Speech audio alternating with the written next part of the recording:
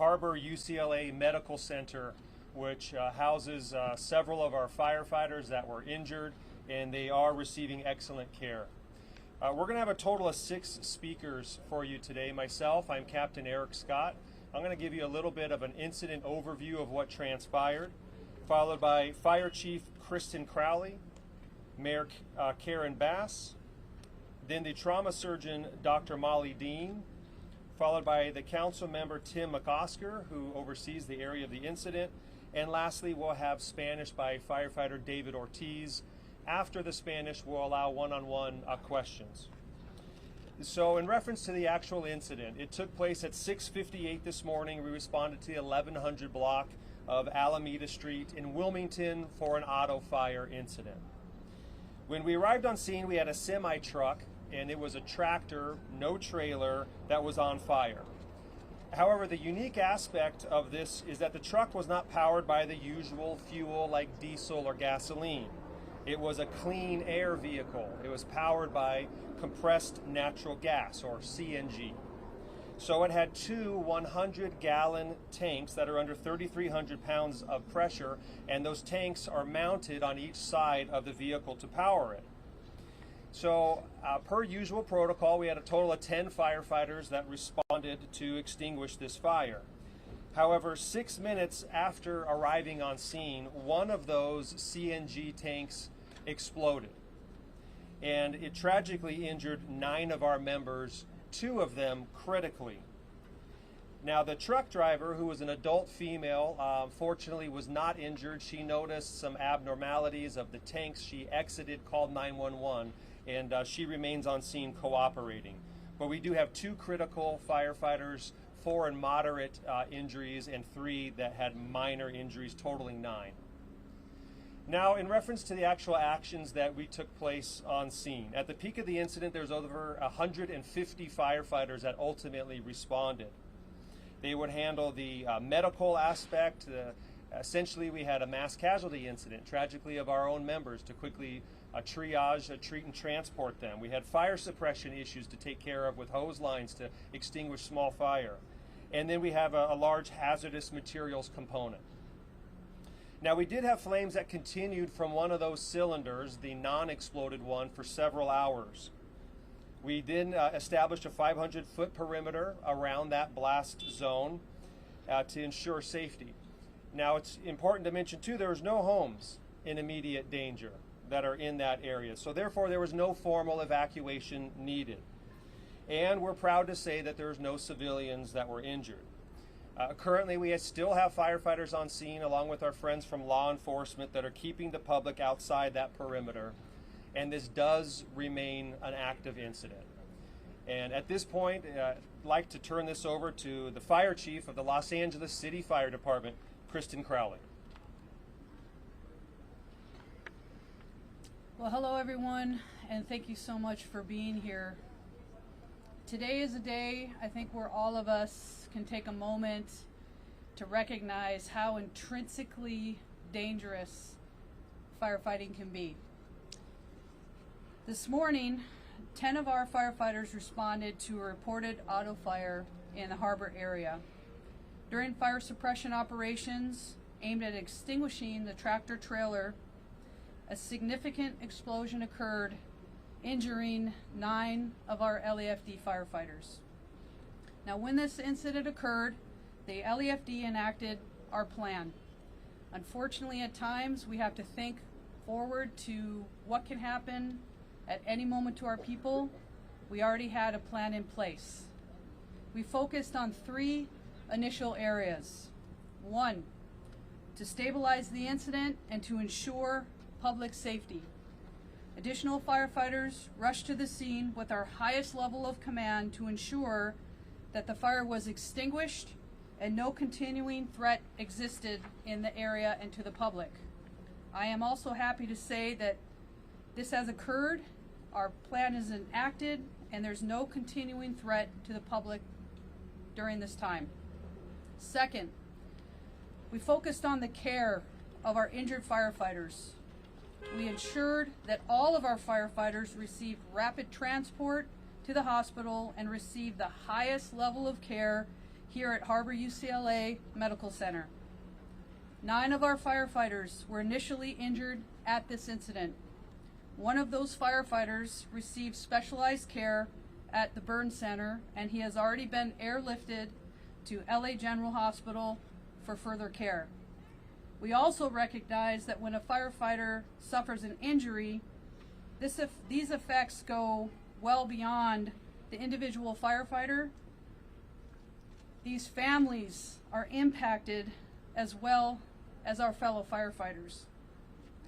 As our plan calls for, when we have a significant firefighter injury, we assembled an LAFD and city family, a holistic approach to ensure that we support our firefighters and their families.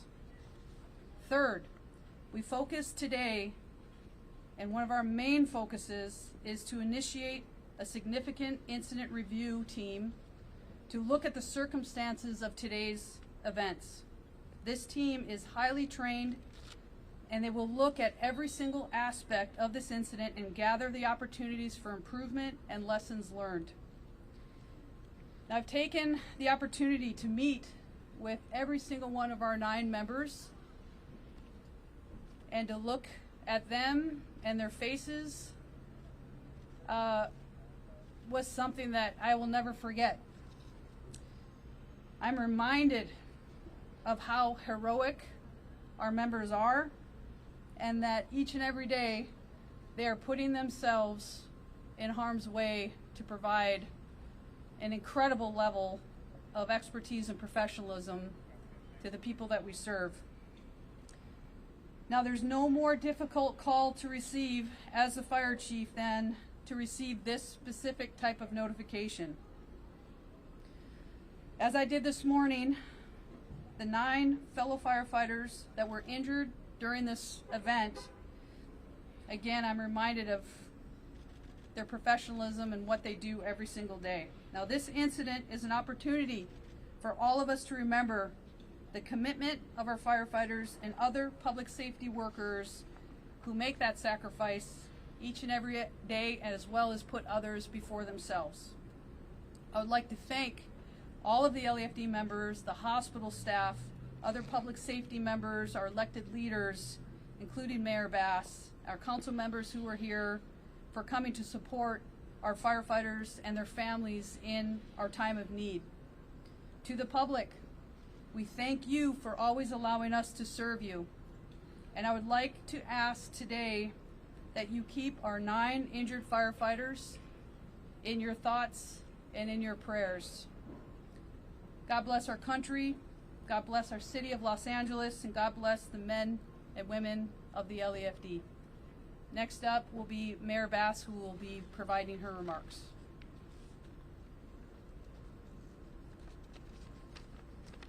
Thank you, Chief Crowley. This is a difficult day in Los Angeles. I want to thank Chief Crowley for her leadership in these difficult times. We've been in touch throughout the morning, and I've also been in touch with the union leadership as well. I'm here with a simple message to our firefighters in the building behind me and in fire stations across our city watching the news this morning unfold. The 4 million people of Los Angeles stand with you. While Angelenos were barely waking up and making their first cup of coffee, our LAFD firefighters were courageously responding to this blaze, putting their lives on the line to protect each one of us, as they do every single day. I want to acknowledge the families of the firefighters who were injured this morning and all of their firefighter colleagues. Our thoughts are with you as we all hope for a rapid recovery for all involved, and I will say that Angelenos are offering their thoughts and prayers as well for you who are injured, your families, and all of LAFD today. What happened this morning is a risk that our firefighters take every single day, and again, we are grateful as a city and as a region for their service. I know some of our firefighters that were injured this morning are in various states of surgery and recovery, And I will say that there is no better staff than the one here at Harbor UCLA Medical Center and LAC USC Medical Center. I want to thank the nurses, the doctors, the surgeons, everyone working together to respond to this incident, and led by our next speaker, Dr. Molly Dean, who is the trauma surgeon here. Dr. Dean. Thank you, Mayor Bass. At approximately 7:21 this morning, our facility was notified of this mass casualty incident that had occurred over in the harbor. We were notified that we'd be receiving multiple patients. Shortly thereafter, the 2 critically injured arrived. An additional 7 patients then followed. Those patients were evaluated for burn, blast, and airway inhalational injuries and stabilized. One of those individuals required intubation and was transported to LA General, which is our local county burn center, one of 3 in the county. After the patients were able to be stabilized, I was actually able to visualize some of the footage to see the blast injury that had occurred to these patients. And frankly, it's remarkable that none of them were more severely injured after watching the footage. Most people should actually do fairly well. They've been stabilized, and I don't have additional information on their injuries. We were also fortunate that this occurred close by. Patients arrived very quickly. Multiple staff members were at the ready to assume care of these patients and get them triaged as quickly as possible. Thank you.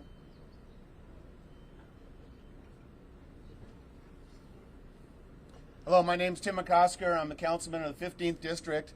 My district includes the community of Wilmington, where this incident occurred. I began getting calls from concerned residents immediately after the blast. It was a great and well-trained task force coming out of 38s that responded first, and unfortunately the members of 38s in that response were injured. These are members of our community. They're members of their own families, they're members of the fire family, they're also members of the Wilmington family, and so our hearts and prayers go out to them. I want to say that I did have the opportunity to be on scene, and I appreciate just how well trained and how professional the LAFD is. On that scene, which is a large perimeter, and I do want to say this to my community in Wilmington, it's a large perimeter. It runs essentially from Alameda to Henry Ford, from Anaheim to PCH. It is a scene that has been secured, and we have Port Police and LAPD who have made sure to secure that area, and we have all of the resources of LAPD there, LAFD there, to make sure that we're responding to the hazardous situation, to the risk, to make sure there's no further risk to the surrounding people, property, and most importantly to the women and men of our fire department. It is a moment like this when we realize how important it is for us to fund LAFD, to make sure that we have all the resources necessary to respond to the complexity of what happens down at the port, to respond to what happens in the complexity down at the port. I thank the mayor for her support. I certainly thank everybody on this hospital staff for the great care of these firefighters. And I will say, as the son of a firefighter and the father of 2 firefighters, this is a day that you never want to hear of. Every single member of this department is like a father, a brother, a sister, or a child of ours. And so I appreciate the concern that has been outpouring from my entire district and from the entire city. So thank you.